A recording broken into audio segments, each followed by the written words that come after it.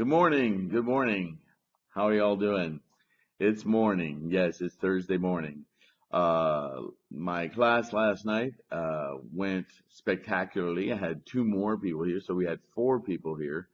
And when I have human beings here in the Kloon, um, I don't like to depersonalize our discussion by videotaping it the way I'm doing this. At some point, maybe I'll have enough people here, enough membership that I can have somebody sitting or roving around with a camera just filming the discourse. That would be really, really great.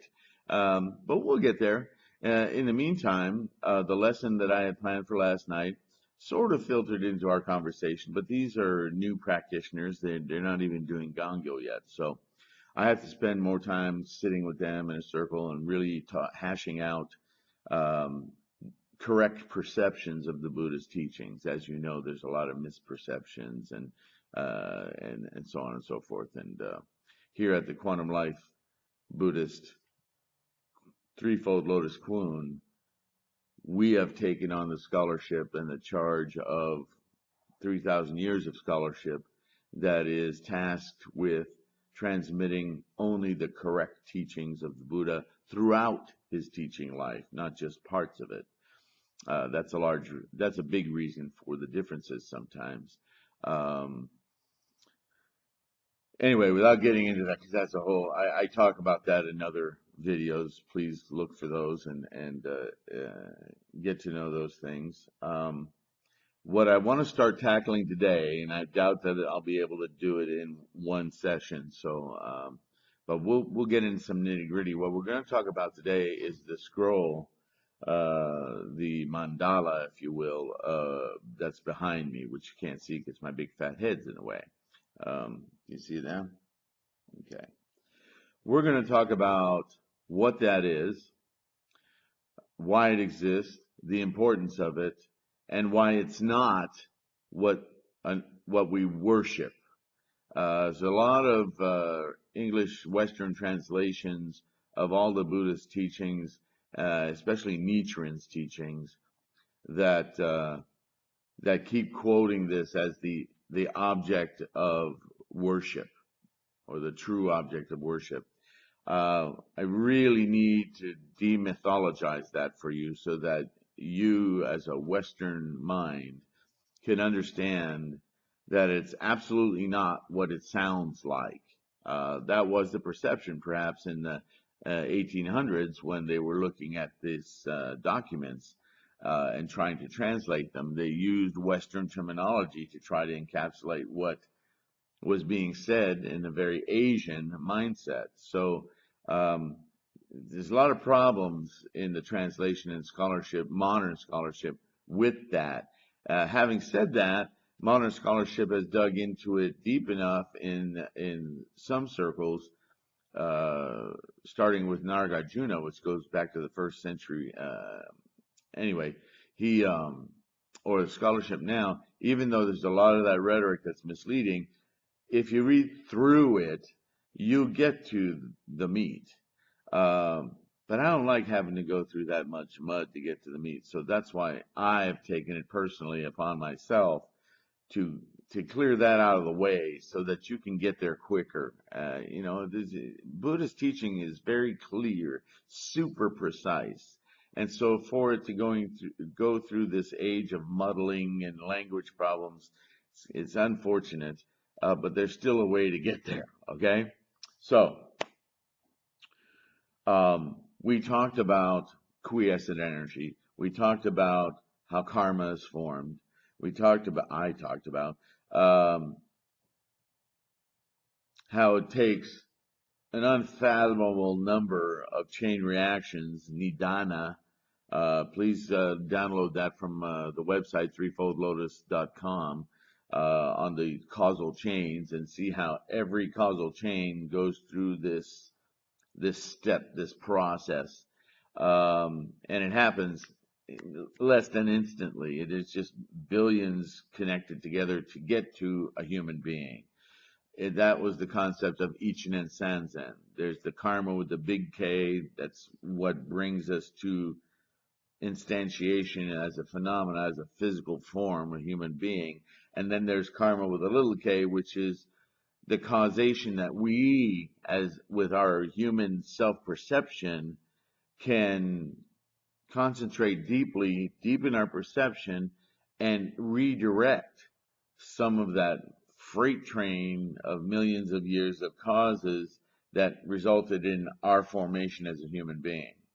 So being alive as a human being is an exciting, amazing opportunity, super precious, super rare, that you can be conscious of the formation, the process of life. Our responsibility then is to live a productive life that adjusts and gets and cleanses away the negative aspects that are in us to reach a state of knowing, indestructible joy, unfluctuating, uninfluenced, undamaged, no more suffering. Okay? And we can achieve that in this life. Buddha absolutely guarantees that.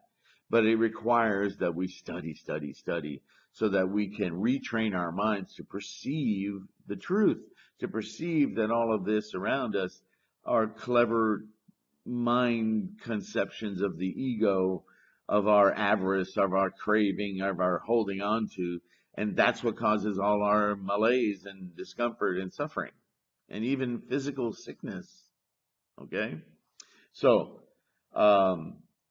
learning all of that conceptually and meditating on it is an arduous task. As I went over the 5 periods of Buddha's teachings, remember, I said he spent 21 years just teaching the idea of this quiescent energy that we all come from and return to. But he still had to teach within the boundaries of what people could understand. So he spoke about lifetime after lifetime. But this is a lifetime after lifetime that you only come to understand in the 5th period of the teachings, where he discards all of that and he goes, now, life is a moment by moment, discrete moments, one followed after the other. Each one is a birth and a death, a birth and a death, a birth and a death, or a rebirth, a rebirth, a rebirth, a rebirth. It doesn't use death. Because the causation that happens in one moment leads to the effect, which is instantaneous, of the next moment. This is why with our human mind, we think in terms of linear time. But that's our illusion that we create, which is a deep part of our sense of identity. That's where we can claim there's a me, there's an I. There really isn't. There's just this depository of cause making with motive force, karma, that leads to the next moment where all of that's transferred with slight modifications. This is why we're constantly changing throughout life. Now listen to science. Science says that we're renewing cells in our body constantly. Our DNA informs our bone marrow and takes rudimentary, simple stem cells, they're called, that don't have an identity yet. They're not specifically skin cells or heart tissue cells or muscle cells or blood cells. They're just cells waiting to be programmed. And that comes from our marrow, and our DNA programs them and says the liver needs 100,000 new cells right now. Just keep them coming and replacing and send them up there through the bloodstream.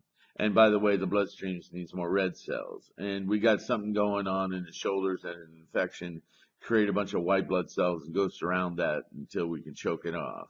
So there's just this body intelligence that's constantly going on. Well, that intelligence in Buddhism is a consciousness.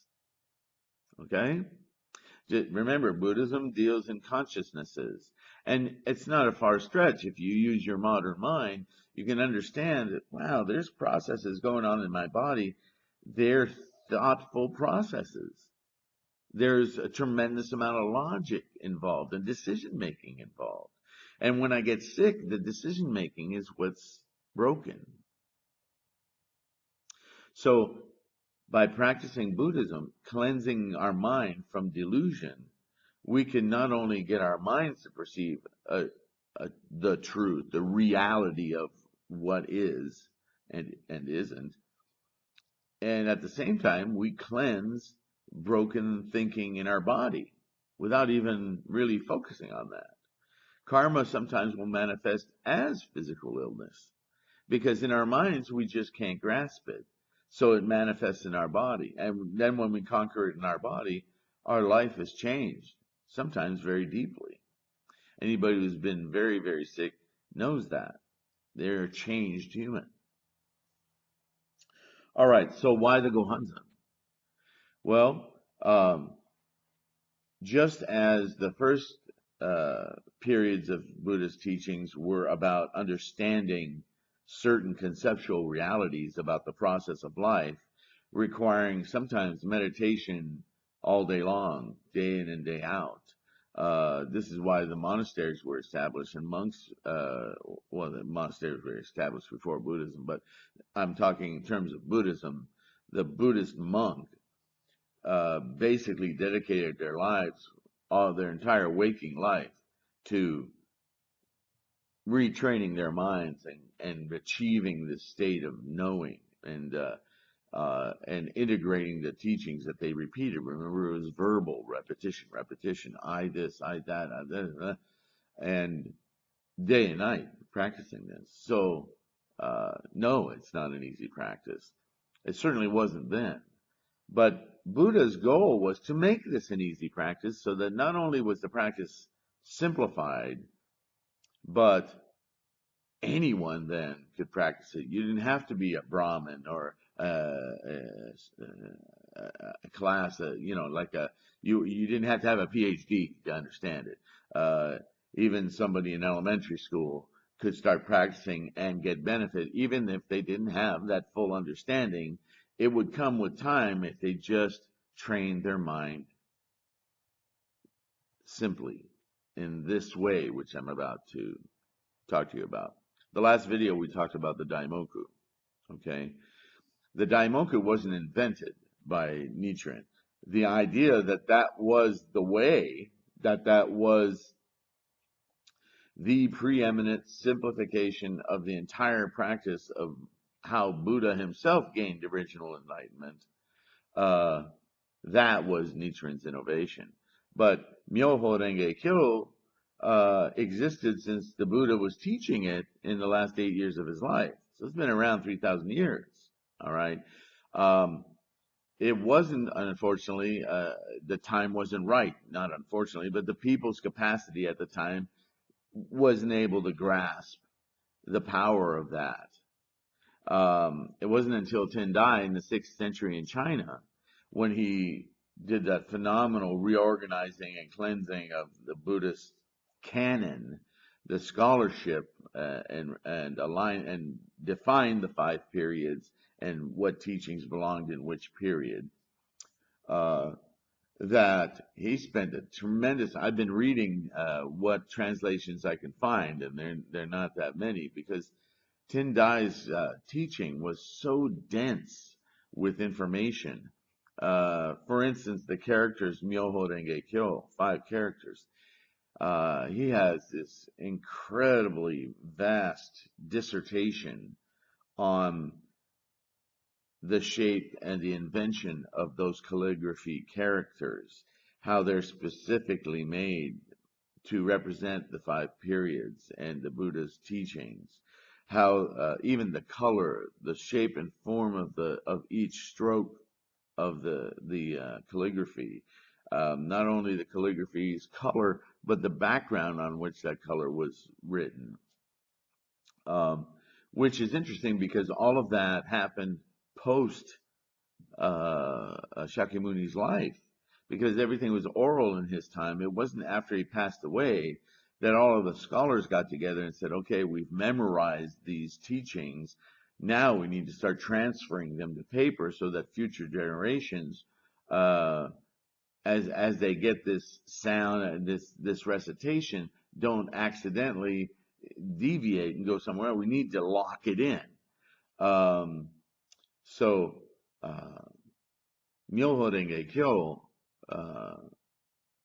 the Chinese, when the teaching went from Saddharma Pundarika Sutram in India to China, there were concepts in those characters that the Chinese of that day had no characters for. They had no calligraphy for it. They had to invent new characters in Chinese to represent the Sanskrit and the Pali concepts in their writing. And also Japan had to go through some of this as well. And then there's stylizations. Anyway, it goes on and on. The only reason I bring all that up is that when we look at the Gohonzon, you're not just simply looking at Japanese kanji or Chinese calligraphy or Sanskrit characters. You're looking at the whole mishmash, custom, stylized, specifically for one reason. Now, those of you who've been listening to me talking about the Gohonzon as a mandala, if you have any scholarship on Asian or theologies, scholarship of mandala, the word mandala. Mandala means circle or round. It means everything contained here. So that is obviously not geometrically round, but the teaching is. The teaching, if you'll recall, I was explaining how Buddha taught his enlightenment as soon as he got it, and he only taught that for about 21 days because it didn't take long for him to realize nobody was understanding. They didn't have the capacity yet. So that's why he broke down his teaching into different sutras, different teachings, and grouped them in these periods of time of his teaching. And eventually, in his last 8 years of the Lotus Sutra, was basically coming full circle back to the beginning. This is how you train your mind. This is how you achieve Buddhahood. This is how you awaken to the Buddhahood that's already there. It's in you now. And that was quite revolutionary thinking. In fact, there's a lot of sects out there, the Theravada, the Tripitaka, the Hinayana sects, that only observe the first 2 or 3 periods of Buddha's teaching because that's how it arrived in their nations and through the centuries. They didn't get the later teachings until much later. And some of them just flat out said, well, those can't be real because, we've been practicing this for 300 years. So where are you coming off with that? And unfortunately, evidently their capacity isn't adequate. So they still think that they have to go through the tremendous austerities and that nobody can attain Buddhahood or Bodhisattva, that the highest they can reach is Arhat, which is a voice hearer. In the ultimate teachings is the 8th stage. We have the 8th stage, or the 8th world, if you will. You have hell, hunger, animality, anger, and rapture, and learning and realization. Arhat is realization. Anyway, you can learn all that by going on the website. So one thing that mandalas, one aspect of mandalas that's always been pretty much true, but certainly in Nichiren's case, and even from Tendai, the idea that there are silent meditations to contemplate the teachings, very powerful. And I'll have some more instruction on proper meditation for you in another video. There's a lot of misunderstanding about how that works. But before I go into that, the idea that a human being in our condition, in our state, in our human mind, in order to deeply bodily discover something, experience something, we need an external stimulus. Now, this is kind of a conundrum, because if you understand Buddha's teaching, exterior stimulus isn't other. It is us. I have my universe, you have your universe. They may look identical, we may describe them slightly differently and agree with, yep, that's a tree. Uh, but my universe is all of my own making because it's made out of my consciousnesses with my karma behind it. And now, if you're having trouble understanding that, think of a very Western story about 10 people that go through a park and walk by a fountain. And when they get to the other end of the park, they sit down in an interview, ask each one of them separately about the fountain.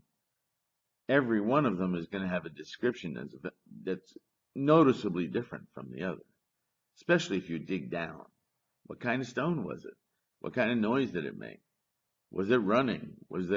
Did you hear the water? I mean, you know what I mean? They're all going to have a different experience of the same quote unquote thing.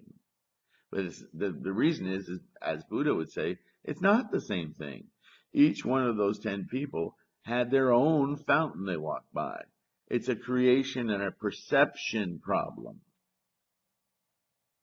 So Buddhism, first of all, there can be no Buddhism without study. I think you get that by now, because you have to kind of put all of this library of perception into your mind so that together, when you start to look at the world around you, your worldview slowly changes because it's informed by all of this clarity, this cleaning up of the delusions.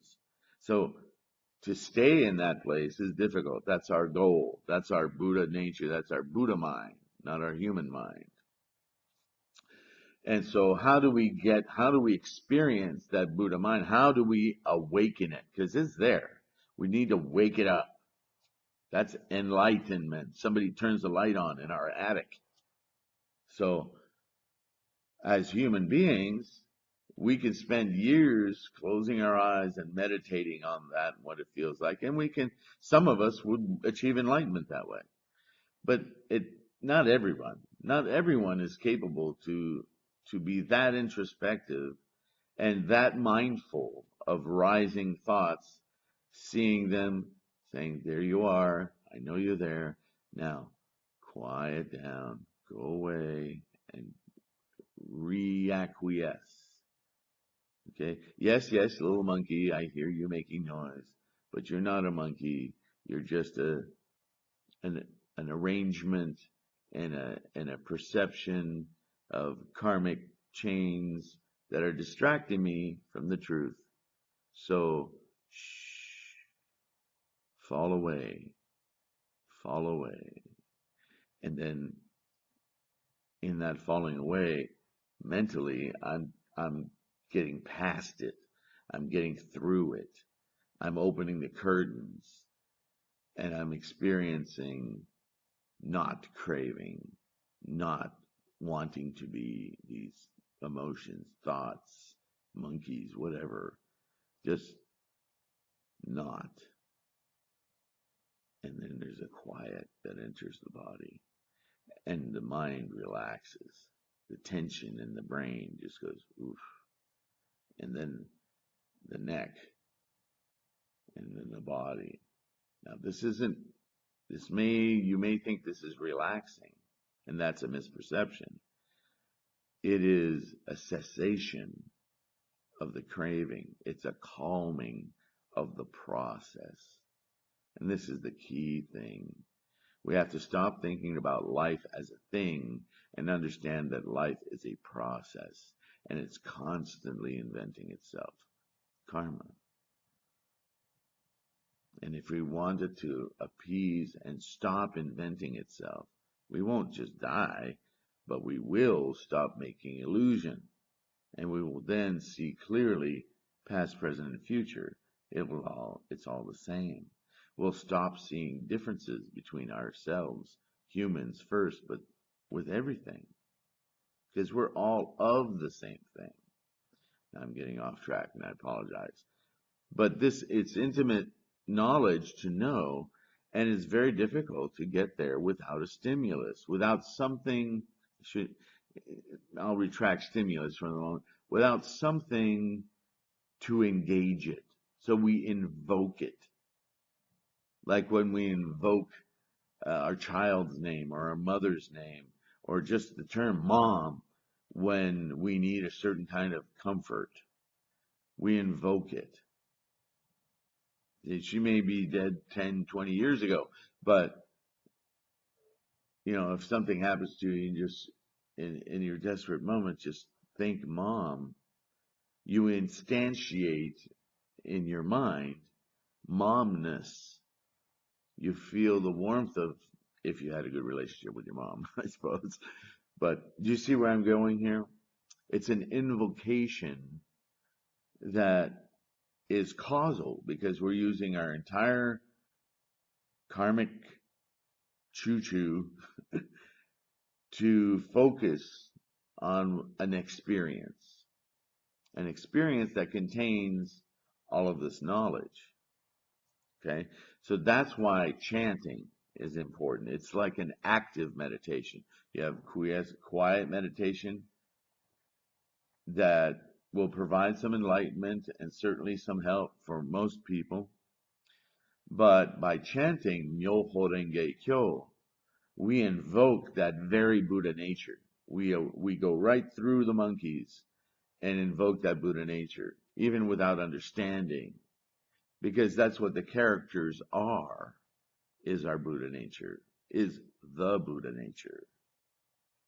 So one component of that invocation is that if we have a mirror for it, something in our environment, which is us, in our environment, to envision it, to put our wonderful dependence on vision and sight for truth, right? As humans, it's kind of a trick. We put up something that contains that truth, and so we can visualize upon it our enlightenment, and it plays in our environment as a trick, a mirror. This is my enlightenment, but it isn't worshipped.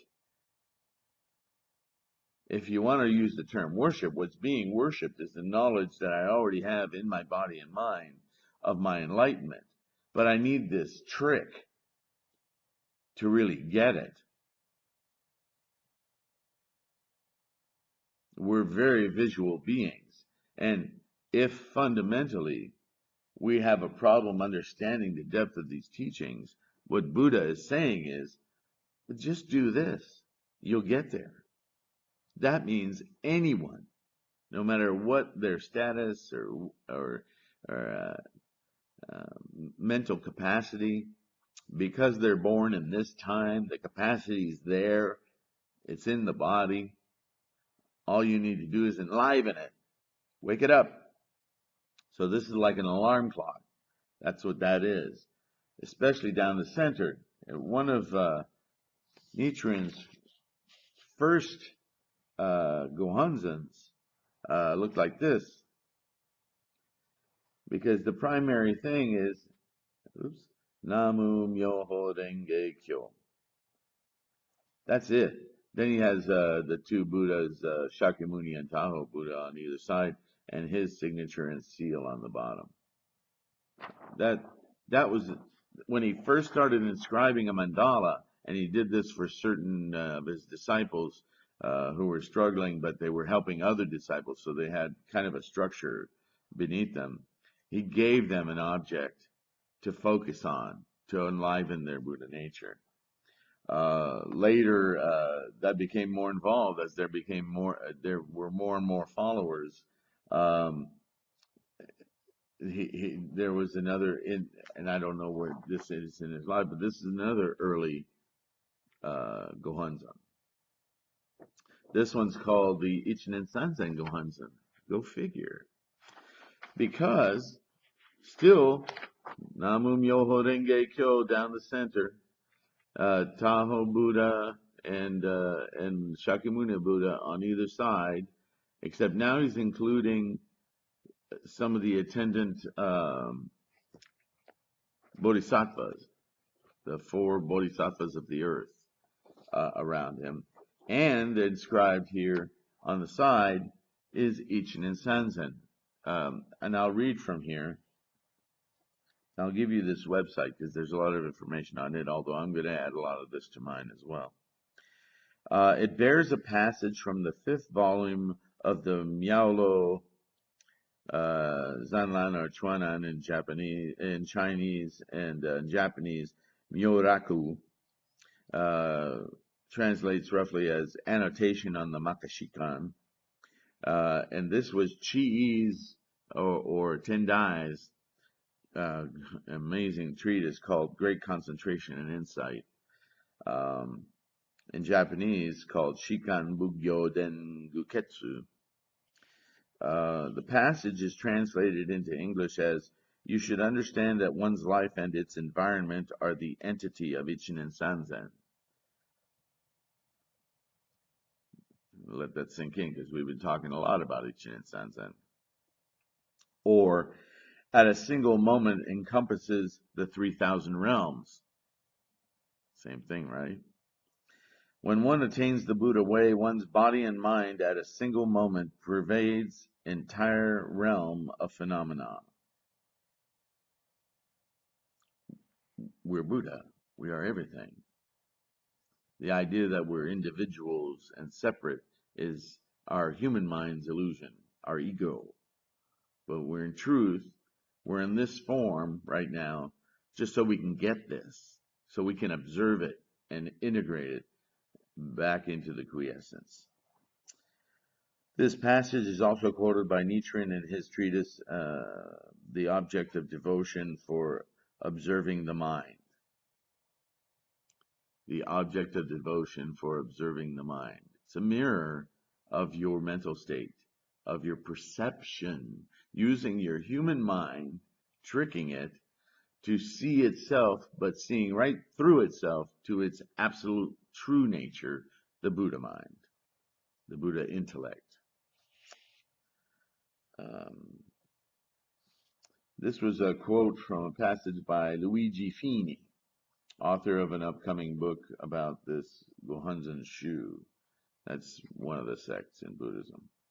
Anyway, and then in his final years, Nichiren wanted to accomplish the same, honor the teachings of Buddha by leaving behind what he felt was what Buddha was saying in his words in a form of that perfect mirror.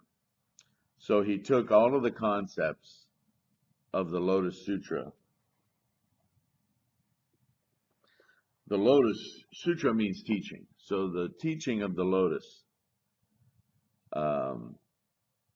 was Buddha's effort in his last 8 years of his life to teach the ultimate truth so that anyone could attain Buddhahood within their own lifetime, which was obvious to him, but was really difficult for him to explain to the people of his day. And he knew that it would take several thousand years for people to reach the capacity in general that this teaching would start to really propagate, because they would get it. We would get it. So he even knew that. So what Nichiren did was he took every concept about this Lotus Sutra, every part of the teaching, noticing that characters like Devadatta, or these characters that were used as examples in the Buddhist teachings. They had entire, if you're familiar with film, they had entire character development built around them. These people became like the people of folklore, not deities, but let's see, how can I confer this like the Western mind would see this, like Goldilocks or Sleeping Beauty. We make up these characters and give them an elaborate existence in order to what? Like Shakespeare. although Shakespeare at times used real characters, most of what has been written in Western writings are characters that are made to represent certain aspects of human beings. Next time you watch a show on television, a series on television, um, this may mess up your television viewing, but instead of seeing all the different characters as different individuals, look at them as different mental states of one individual. The way we fight in our own minds with ourselves about things, the way we have certain aspects of the way we are, become individual characters in television dramas, right? This goes back to the teaching of any of this. Goes back thousands and thousands. We've always communicated this way. We create characters as stand-ins for certain types of behavior. So the Lotus Sutra is basically the whole teaching takes place as a visualization of a ceremony where all of these different aspects of human behavior and thinking, the stubborn guy, the angry guy, the woman, the slovenly woman, the dedicated woman, the nun, the monk, every aspect of human being is in attendance in huge numbers as Buddha sits in the middle and explains to them the truth about the process of life. And one by one, each of these are discussed as what their particular impediments are, how to change it, and are predicted to become Buddhas in the future because they'll realize that that's what they've been all along.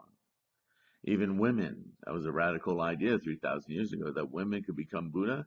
If you talk to a Theravada Buddhist today, practicing Tripitaka teachings, the 3 stages, not the 5, he will tell you that women, not even men, can attain Buddhahood. That's just something that happens after repeated lifetimes. Doesn't get it at all. So in the Lotus Sutra, everybody learns that everybody's equal. Everybody has the same potential. Everybody already has. It's not just a potential, it's built in. We are the product of Buddha. So we're all the same. And we're all going to end up the same. So get over yourself, right? Right? Get through yourself. Get past all of that baloney that's creating so much discord and suffering in your life and realize this, right? So Nichiren then took every one of those and he put them on the Gohonzon. And this is what we use today. Basically has the early you have the Myoho Renge Kyo in the middle. You have the Buddha and the teachers. Then underneath it, you have all these different life conditions representing the 10 worlds, which you need to study about, the 10 worlds within the 10 worlds. And then you have information about when the teaching was created and who created it. So that's what this mandala is. And what we do by focusing, we focus on this little spot right there, that little loop. That's kind of where you visually let your eyes come to rest, and you chant Namu Myoho Renge Kyo. Namu Myoho Renge Kyo. The Namu part is your personal dedication to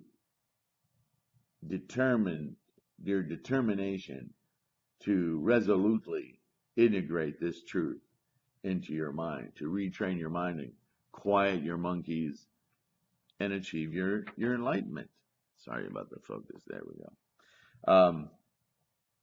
And if you can't see in the center, what I've done, and this is totally a matter of personal choice, but after practicing my original practice in this Nichiren school of Buddhism involved doing Gongyo every morning and every evening, every day. And it was amazing. And there were times when I came up against things about myself that just stopped me cold. and it was very hard to just sit in front of a Gohonzon, even to just chant. Um, but somehow I got through it. I hung in there. I kept going, and there were times when I didn't chant, or well, I probably chanted every day, but there were times when I didn't do Gangyo every day. Um, that's human nature, Sometimes we get mad at the thing that's changing us most. It's like when we rebel against our father or our mother or whatever. Sometimes we just need to break loose. And I just needed to get to new levels of understanding. And I kept reading, and what I would do is I would look for other scholarship away from uh, what I was being taught, and looking for going to the University of Hawaii and UC Santa Barbara and Harvard, and looking at different scholarship from outside of Buddhism. And it gave me I needed that. And then something around 10 years of practice, um, after about 10 years of practice, I noticed that there were certain things integrated into my life that I had become a very different person. Not just, I mean, we all evolve, but fundamentally in my thinking, um, I recognized that there was a calmer person coming out of me, a less angry person, which I thought would never happen. And I still work on those things. I'm not absolved, but it just, karma, especially millions of years of it, it's not something you overturn easily. And in early Buddhism, the concept is that you can't. It's only when the Lotus Sutra comes about that the teaching is that there isn't any karma that you can't overcome. So at the end of 10 years or so, uh, I didn't, you have to continue to study, but I had these concepts of the quiescent energy, the quantum kind of aspect of the whole thing was really integrated in me, not just from Buddhism, but from science. I was very much into cosmology and quantum physics, quantum theory, string theory, all of that. I did as much reading on that stuff as I could tolerate. um, and for me, it became necessary, I think, for me to just be able to focus on Namu Myoho Renge Kyo and all of the other busyness that's on the mandala. I knew it. I had it integrated in me. I didn't need to be reminded of it all the time. So I understand that Nichiren left this for the propagation of true Buddhism into the future. But if you think about it, it's really a teaching tool, right? All of it's a teaching tool. But the part of it that's not a teaching, that's a real mirror, is again the Daimoku, the Nam-myoho Renge Kyo. So I sort of pulled it out of the middle. This is right in the middle of that Gohonzon you see behind me. What's here is Namu Myoho Renge Kyo. I don't even have Nichiren's signature on it. And that's not to disparage Nichiren or all of the teachings or any of it. It was just a very clear tool for me that I needed at that point in my practice to just focus on Namu Myoho Renge Kyo. But I also was rededicated in study. And I'm a knowledge crazed person. I don't care how much I understand something, I will reinvestigate it in a different way, and either it will validate more deeply what I know or I think I know, or it'll show me a new aspect of it that I never considered. So you just, as the Buddha said, and Nichiren said, and then so many scholars have said, without study, Buddhism cannot exist. And I was resolute about my study, and I was resolute about what it opened my mind to. So I needed that. I would not confer that Gohonzon to anyone unless they had practiced fervently for 10 years. Um, but I thought I'd bring it up because you can rove your eyes all over this, and if for your life or for the people that you know, certain concepts out here will help you go and research it. And we're going to talk about that um, the next video, because I'm already at 45 minutes here. So what I'm going to do on the next video is I'm going to show you a Shute Gohonzon, a real teaching Gohonzon, and it's going to look like this. And I'll give you the website that this is on. I'm going to eventually put this on my own website, but there's a gentleman by the name of Michael McCormick, who's achieved a great deal of scholarship in Buddhism, and he has a website online and a lot of this information. He practices as a Nichiren Shu. Well, actually, he calls his branch the Hokkei Shu, which just means temple Shu. But basically, I don't think he created the Shutai Gohonzon, but he did a really good job of using it. What's happened is, see how it's been cleared up into individual components there? So whereas here everything's written on top of each other, here it's all been pulled apart. And if you can see next to it, every column of characters has a number. And so what we're going to do on the next video is I'm going to go through the whole Gohonzon and talk about what each of those characters, what each of those columns of characters represents. I've already talked about it in the basic form. You understand Buddha and the four bodhisattvas are on here, and the 10 worlds are represented by these other characterizations and so on. I mean, that may be all you need. So that's why I'm going to do it in a separate video. For some people, they just need to know, what does that say? Why is it there? And I'll show you my notes on that. They're rather voluminous. So it may take more than one video to go through.